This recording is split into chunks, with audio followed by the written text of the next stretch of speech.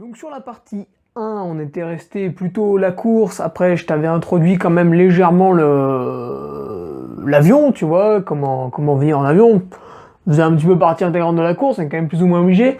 La partie 2, on va vraiment parler des petites astuces, tu vois, sur l'île pour pas trop se faire enculer, pas trop se faire couillonner, et puis aussi pour passer des jours de vacances agréables, tu vois, une fois que la course est terminée. Voilà, si t'es venu aux Canaries, bah, ce qui est sympa, c'est quand même plutôt de venir un peu avec la famille, avec le copain, la copine. Ce l'île est quand même assez belle et ce serait dommage, tu vois, de rater ça, quoi. Surtout qu'on a parlé, hein, pour venir en avion, de la location EasyJet. La location EasyJet, c'est du jeudi au jeudi, donc t'arrives, tac, tac, tu fais vite ta course, ça c'est bien, tu penses pas trop au reste. Et puis après, bah, tu vois, il te reste quand même 4 belles journées de kiff, quoi, le dimanche, le lundi, le mercredi, puis suivant quand tu repars le jeudi. Et donc, on a parlé de la course, on a parlé de l'avion. Premier aspect, quand tu débarques sur l'île, bah forcément, t'es à l'aéroport, t'as ta valise, faut aller dans ton logement. Mais pour y aller, avant de parler du logement, on va parler de la voiture de loc. Bon, c'est pas bien sorcier, hein. Mais il t'en faut une. Il y a un peu de beurre. C'est pas exceptionnel. Je te conseille quand même la voiture de loc. Alors les tarifs sont pas hyper exigeants. À La Réunion c'était moins cher, mais voilà, si tu restes, si t'en as besoin de 4-5 jours, tu vois, voire une petite semaine, normalement à 200 € tu t'en sors. Si t'as besoin d'un peu plus grand, ce sera un peu plus cher, mais normalement à 200 € c'est bouclé, pour peu que tu t'y prennes assez tôt. Et là, par contre, en fait, l'astuce, tu vois, c'est pas louer une voiture, ça c'est pas difficile, tu vois, sur Google, tu tapes louer voiture Gran Canaria, voilà, tu trouves. En fait, il faut bien voir, c'est les points forts et faiblesses des compagnies. Alors, on va pas faire une liste, hein. Je vais juste te dire que Goldcar, c'est des enculés. Voilà, ça, il faut le savoir. Goldcar, bon, bah, t'arrives, la voiture, elle est un peu défoncée, et eux, ils te disent, non, c'est bon, allez-y, prenez les clés, mais tu sais pas, tu sais, derrière, si, tu vois. Donc, il n'y a pas le mec qui vient faire le tour avec toi, c'est pas très pro, c'est vraiment très cochon. Puis, nous, on est arrivés, bon, bah voilà, il y avait 35 € de frais de dossier à régler, le plein était pas fait. C'était très amateur, Goldcar, très sale, très cochon, tu vois, vraiment des mecs qui ont moté ça comme ça. Pas terrible, je déconseille. Alors qu'à l'inverse, l'an passé, on avait pris Top Car. On était arrivé, il y avait un mec qui avait fait le tour, il avait noté les anomalies, on avait une fiche, il avait sa fiche, comme un état des lieux avant-après quand tu rentres dans un appart. C'était clean. En plus, Top Car, bah, j'ai un autre ami qui était passé par ça, et j'avais tamponné sa caisse. Bon, j'avais pas fait exprès, c'était la nuit, je faisais les ravitaux, je me gare, je sors de la voiture, bon, j'ai oublié le frein à main, ça arrive, c'est pas dramatique. Et on était à Fontanales, elle a un peu reculé. Dieu merci, une bonne ZX bien dégueu était derrière, paf, ça amortit. Mais du coup, elle était un peu embuniée, voilà, il y avait une petite ch'touille dessus. 3 fois rien, un petit, bon. Et ils s'en battaient les couilles. Top Car, ils en avaient rien à foutre. Donc c'est nickel. Ils sont cool, ils sont arrangeants, et ils sont pros.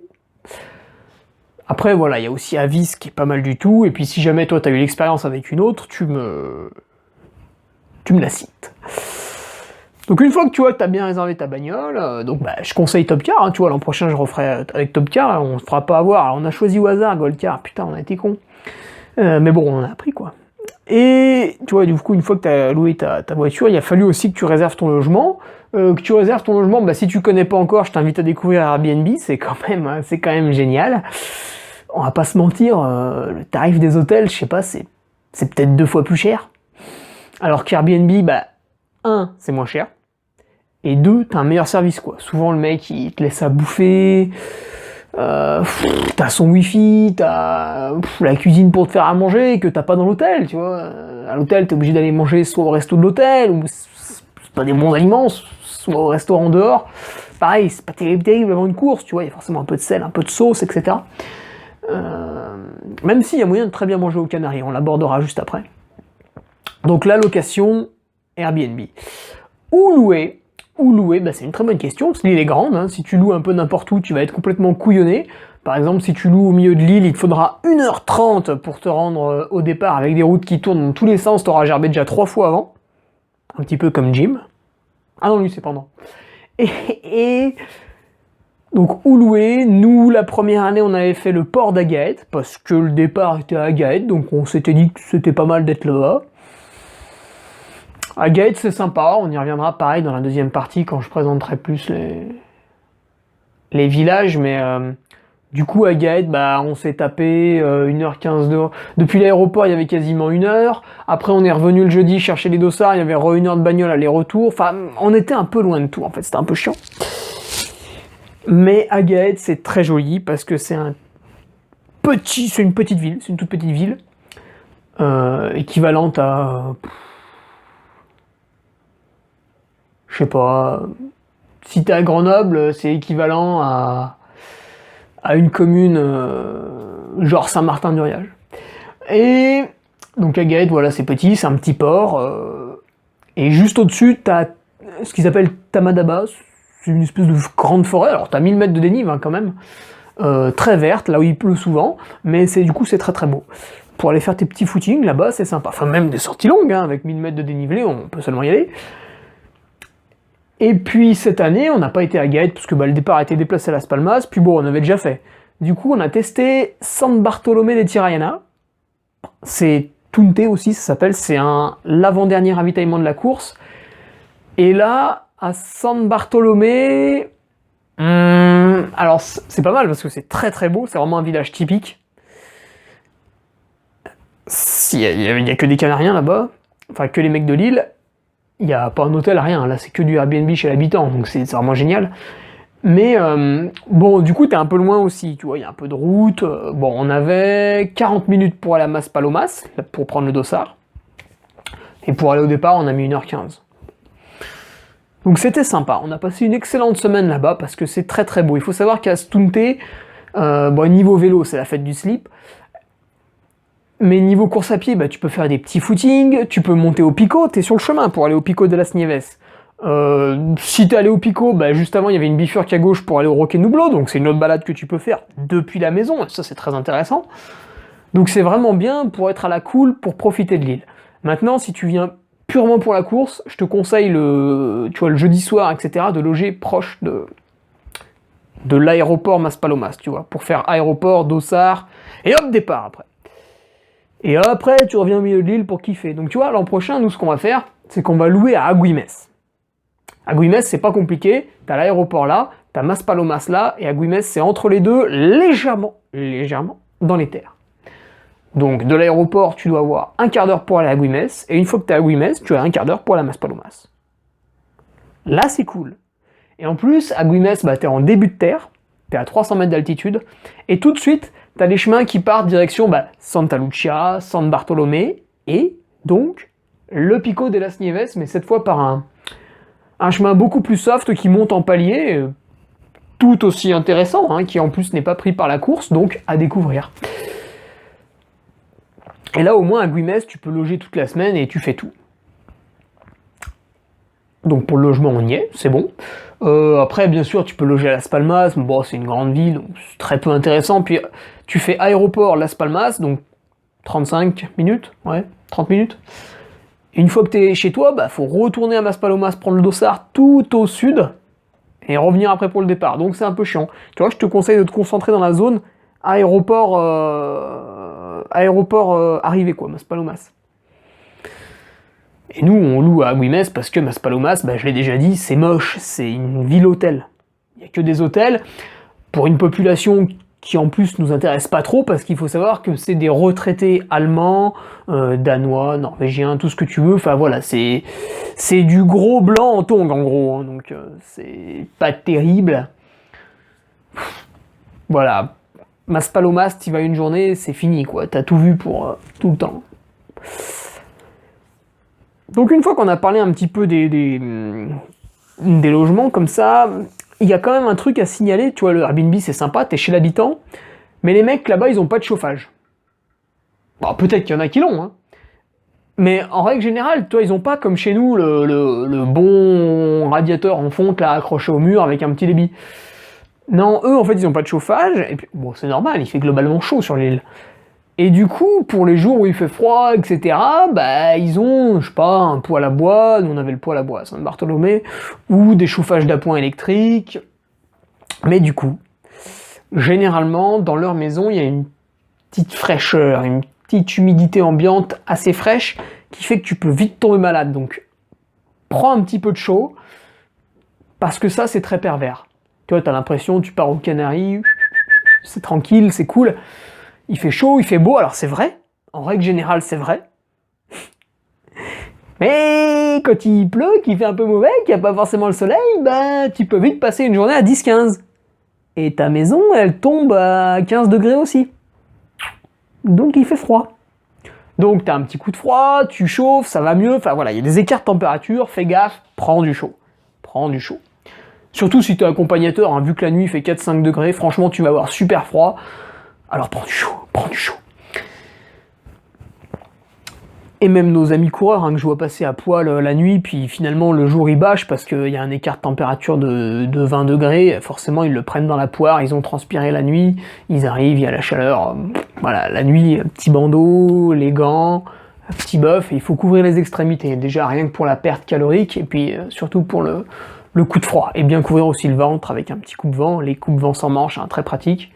Voilà, tu vois là, en 30 secondes, je viens de te donner des conseils pour pas bâcher ta course. C'est bien? Donc les logements, c'est fait, avec la petite mise en garde. Et maintenant, on va parler de ce qu'on aime, tu vois, de la bouffe. Alors la bouffe, allez, on commence par l'eau. L'eau, je te déconseille de boire celle du robinet. L'an passé, j'ai été pas malade, mais bien brassé quand même. Et bah, cette année, mon père et mon frère ont eu des petits ballonnements au ventre. Pas de bol, pour mon frère, c'était le jour de la course. Voilà, voilà. C'est pas forcément que lié à l'eau, mais à mon avis, elle est pas terrible quand même. Elle a un petit goût, tout ça, je me méfierais, tu vois. Quand tu arrives sur l'île, tu constates très très vite que la propreté, c'est quand même pas trop leur credo. Il y a des déchets partout. Voilà, tu sens... c'est cool, oh là là, tranquille, ouais, l'eau, elle arrive de la source, c'est bon, je filtre pas, elle passe dans les canalisations, il y a un peu de plomb, je m'en bats les couilles, donc prends de l'eau en bouteille. En plus, ça coûte pas très cher, il y en a dans tous les supermarchés, même s'il n'y a pas de supermarché, dans chaque ville, même les petits machins en montagne, et il y a un espèce de... Soit il y a un petit supermarket, tu vois, genre Carrefour City, bon ça s'appelle pas Carrefour City, ou alors, il y a un bar qui revend un peu des trucs, tu vois, genre mini-épicerie, donc de l'eau, des riz, pâtes, enfin tout ça, tous les trucs un petit peu qui se conservent. Donc dans n'importe quel village, t'as toujours de l'eau en bouteille à portée de main. Enfin, à portée de portefeuille, même si c'est pas très cher. Et ensuite, allez, ça y est, on est parti sur la bouffe. Alors eux, ce qu'ils mangent beaucoup, c'est... Enfin, ce qu'ils produisent beaucoup, après je sais pas ce qu'ils mangent, mais donc qui est peu cher, c'est les avocats. Et ils sont excellents. En France, si tu le prends pas bio, ton avocat, en général, dedans, il est marron, noir, il est dégueulasse, il a un goût répugnant, enfin, tu sens que c'est de la merde. Là-bas, tu peux acheter n'importe quoi comme avocat, 9 fois sur 10, il sera délicieux. Même des fois, tu sais, tu le prends, tu le... Hein, et il est mou, donc tu te dis, putain, il doit être pourri à l'intérieur. En fait, tu l'achètes quand même, tu l'ouvres, putain, il est nickel. Un beau verre, tu vois, juste ce qu'il faut, limite un peu coulant. Une merveille. Les avocats, les oranges aussi. Alors fais gaffe, c'est où qu'elles étaient dégueu? Ah, je sais plus. Il y avait un supermarché où elles étaient dégueu. Mais si tu les achètes dans les... Pareil, tu vois, les petits bars épiceries dans les villages, bah en fait, ils revendent les oranges du mec du coin, parce que tout le monde a des orangers là-bas, quasiment. Enfin, du moins dans le sud. Les citronniers aussi, tout le monde a son citronnier, donc pareil, ça se revend nickel, quasiment gratos. Les bananes aussi, tu vois, les bananeraies, ça y kiffe. Donc pareil, il y en a plein, très très bon. Après, qu'est-ce qu'ils mangent beaucoup bah, je sais pas trop, tu vois, nous on a fait soft, hein, on a fait du riz, des œufs. Ah oui, les œufs. Les œufs, ils ont que des trucs catégorie 3. Donc en France, la catégorie 3, bah, c'est la pire des daubes. La poule, elle a été élevée, tu vois, un peu comme dans un camp à Auschwitz. Mais là-bas, j'ai l'impression qu'en fait, ça va, parce que les œufs catégorie 3, bon, de toute façon, il n'y a que des catégories 3, donc si tu veux manger des œufs, tu manges ceux-là ou tu manges tes mains. Et les œufs catégorie 3, bah, tu vois, ils avaient un beau jaune. bien orangé, bien pétant. Alors qu'en France, tu prends un œuf catégorie 3, non seulement il est dégueulasse, mais en plus le jaune, il est tout palichon. Toi, tu sens, c'est daubé, quoi. Écoute, là-bas, ils avaient l'air beaux, bon au goût. Donc, je suis pas allé visiter les élevages, hein, et pas que ça à foutre non plus, mais ça m'avait l'air correct. Voilà. Et puis sinon, viande blanche, riz, voilà, on est resté modéré. Niveau légumes, beaucoup de poivrons, carottes bien cuits. Voilà, comme ça tu prends pas de risque. Et puis après, donc ça c'est si tu veux acheter ta nourriture et préparer. Mais si tu vas manger dans les restaurants, donc là bah forcément vu que c'est une île touristique, t'as les attrape-couillons et les vrais restos qui sont sympas. Les attrape-couillons sont beaucoup à Maspalomas, forcément, puisque c'est la ville touristique, tu vois, donc ils essayent de choper le retraité, tu vois, pour qu'ils viennent un petit peu dépenser par là. Donc des affiches, des machins, des trucs, c'est pas terrible, terrible. Bon, on a mangé une paella, elle était très très bonne et très très conséquente en quantité, mais voilà, ça s'arrête là. Après, niveau restaurant, bah, San Bartolomé à Tunte, je conseille la visite, hein, le village est vraiment délicieux, et il faut aller manger à la Cueva. C'est juste à l'entrée. La Cueva, c'est vraiment la bouffe de là-bas. Le mec, il t'emmène dans les cuisines, il te montre ce qu'il a fait à midi. Bon, il y a une carte. Donc en fait, il te donne la carte. Toi, tu dis, je veux ça, ça, ça et ça. Il te dit, je l'ai pas. Et il t'amène en cuisine pour te montrer ce qu'il a cuisiné aujourd'hui. Donc nous, on a mangé quoi? Un espèce de minestrone en entrée. 4 € par personne, à volonté. Déjà, rien que là, on avait plus faim. Mais bon, du coup, on avait pris un petit plat chaud. C'était la pêche du jour. Délicieux. Avec des petites patates. Ouais, les pommes de terre, ils aiment beaucoup les pommes de terre, ça doit bien pousser là-bas. À chaque fois qu'il y a un accompagnement, c'est avec des petites patates. Elles sont pas sautées, elles sont pas frites, elles sont cuites nickel. À l'eau ou à la vapeur, je sais pas, je suis pas allé vérifier, mais tu vois, elle est là, la patate, nickel. Et puis à chaque fois, il y a une petite sauce, un petit peu orange, rouge, pimentée, un peu fort, bon, moi j'aime bien. Mais donc, dans les restaurants, tu manges globalement très bien, et là, tu vois, la pêche du jour était à 8 €. Donc pour 12 €, on est reparti avec un bon minestrone qui, niveau légumes, nous a blindé. Et ensuite, la pêche du jour, les protéines, les petites patates pour les glucides, on était nickel. Mais vu qu'on était en vacances, on s'est pris une petite glace par gourmandise. Alors par contre, il faut le savoir, ils sont nuls en dessert, ils savent rien faire. Tous les gâteaux, c'est des trucs industriels, je sais pas si c'était importé ou si c'est fait là-bas dans des usines, j'en sais rien. Mais bon, c'est des gâteaux de merde, globalement. C'est un peu comme si t'allais à Marie Blachère ici, donc voilà. Sache-le, niveau pâtisserie, tu seras déçu. Ils sont pas très chocolat non plus. C'est pour ça que, tu vois, ça a été dur pour moi la semaine là-bas. Pas de profiterole, pas de chocolat. Oh, on en a quand même trouvé dans les magasins, ils en ont maintenant, tu vois, avec la mondialisation, il y a tout partout. Mais dans les restos, si tu veux une mousse au chocolat, en fait, ne la prends pas. C'est une espèce de crème liquide au chocolat. Ça ne ressemble pas du tout à ce qu'on fait en France, attention. C'est... Ouais, c'est la mauvaise calorie, là. Donc, tu vois, ils sont très très bons en entrée et en plat chaud. Et puis après, par contre, ce qui est dessert, bah... prends la salade de fruits et barre-toi. Puis ensuite, le restaurant la Cueva à San Bartolomé, donc c'est vraiment un truc typique où tu viens bouffer comme si t'allais dans les cuisines d'une mama italienne, tu vois. Pareil, à Santa Lucia, très joli village, c'est juste avant San Bartolomé, 6-7 bornes avant. Là, t'as une très très bonne cuisine aussi, c'est Casa d'Antonio. Même le serveur, super sympa, une crème et tout. Niveau vin, bah, les Espagnols, ils en ont 2-3 qui sont assez bons. J'ai pas noté les noms, je me souviens pas. Mais c'est pas comme en France, les restaurants là-bas. Ils te vendent la bouteille de vin quasiment au prix coûtant. Mettons, si elle est à 8 €, ils te la vendent à 12. Alors qu'en France, on t'insère l'intégralité du bras dans l'anus quand on te vend la bouteille de vin. Je pense qu'on fait facilement x3. C'est complètement injustifié. La bouteille de vin, le mec dans le restaurant, il l'a juste achetée. Il est où le savoir-faire sur la bouteille de vin? À la limite, il y a un œnologue qui te conseille suivant le plat que tu prends. Mais bon, ça c'est hyper rare. Et puis tu payes encore plus cher. Mais quand on te propose juste une carte des vins, pourquoi la bouteille coûte 3 fois plus cher?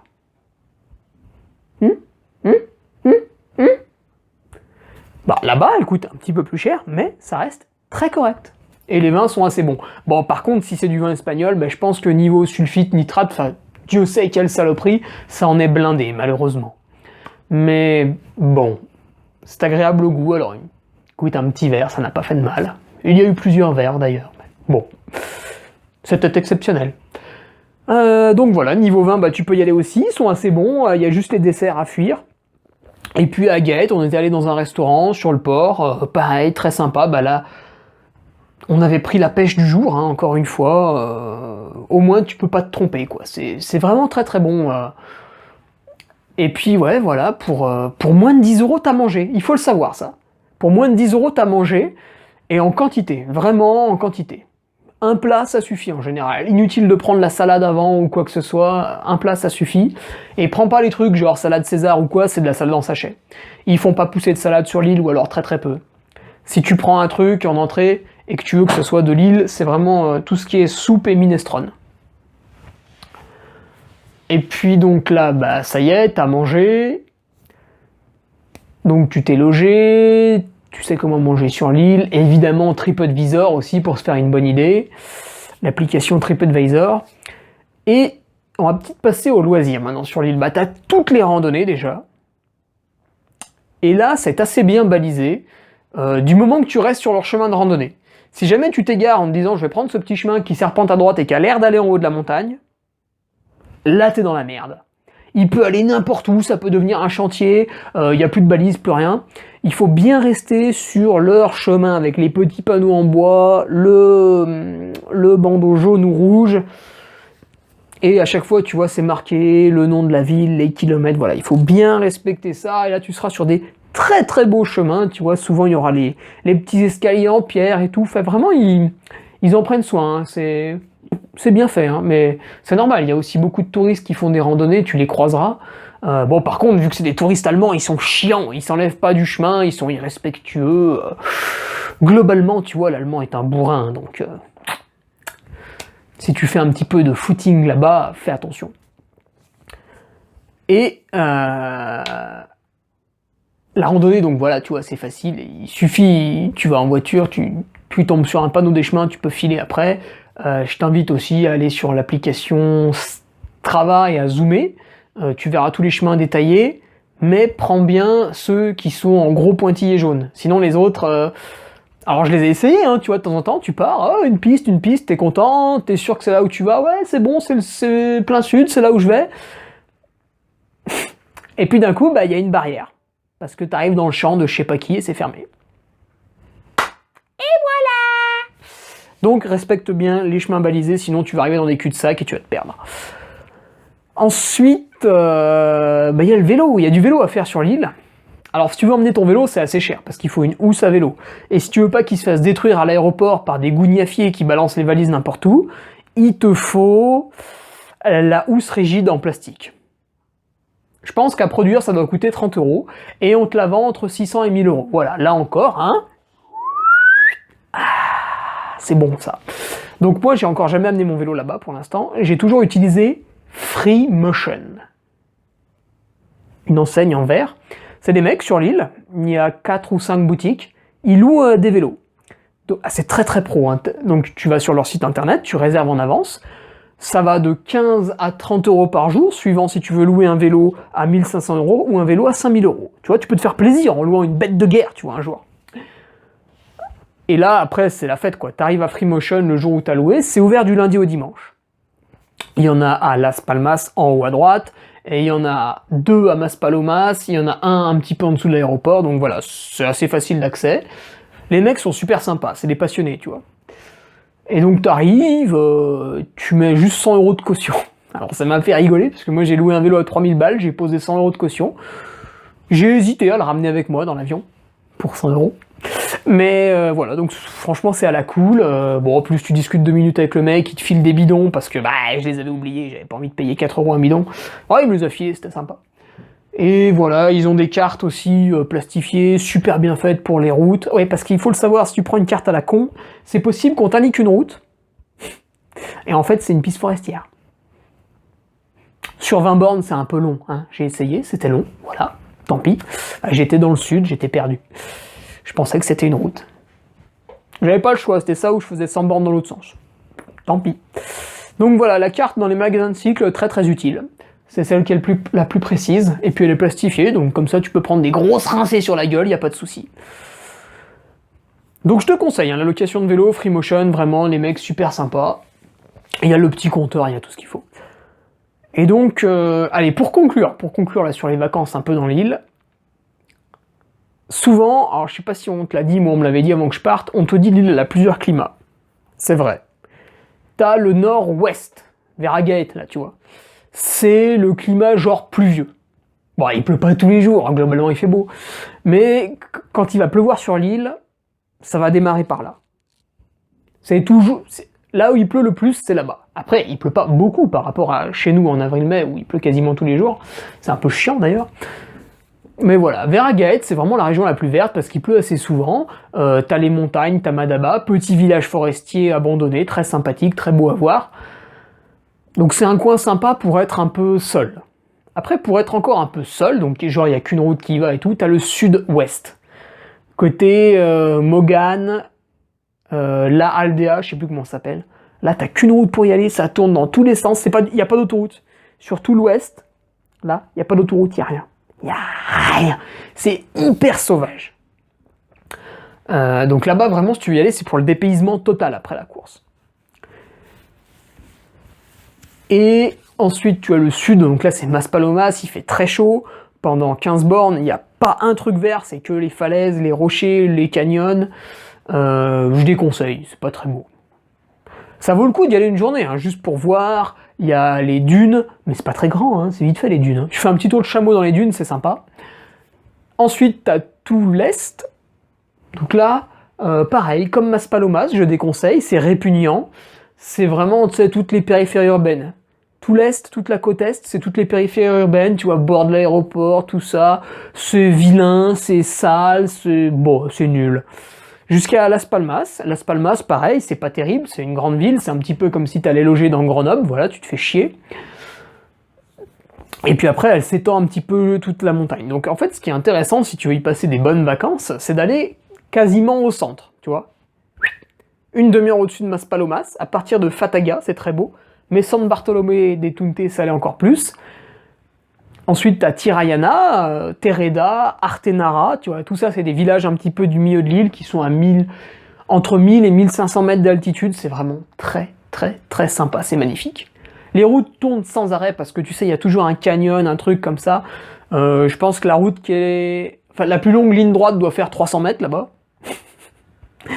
Donc voilà. C'est toujours un peu loin, même si à vol d'oiseau c'est tout près.